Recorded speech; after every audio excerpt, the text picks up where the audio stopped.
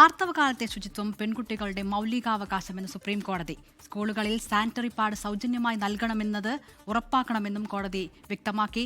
പൊതുതാൽപര്യ ഹർജി പരിഗണിച്ചാണ് സുപ്രീം കോടതിയുടെ സുപ്രധാന വിധി.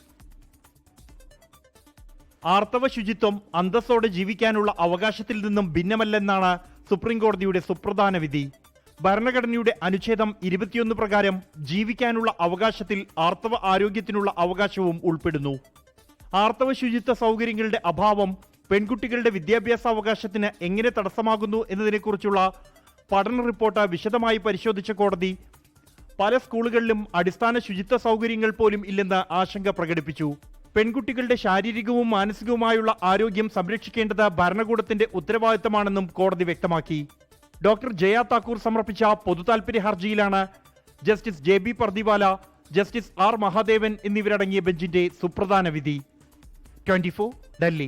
ലോകത്തെവിടെയായാലും ഏത് സമയത്തും 24 വാർത്തകളും ഓഗ്മെന്റഡ് റിയാലിറ്റി പാക്കേജുകളും എക്സ്പ്ലെയിനറുകളും വിശദമായി കാണാൻ ഞങ്ങളുടെ യൂട്യൂബ് ചാനൽ നിങ്ങൾക്ക് സബ്സ്ക്രൈബ് ചെയ്യാം.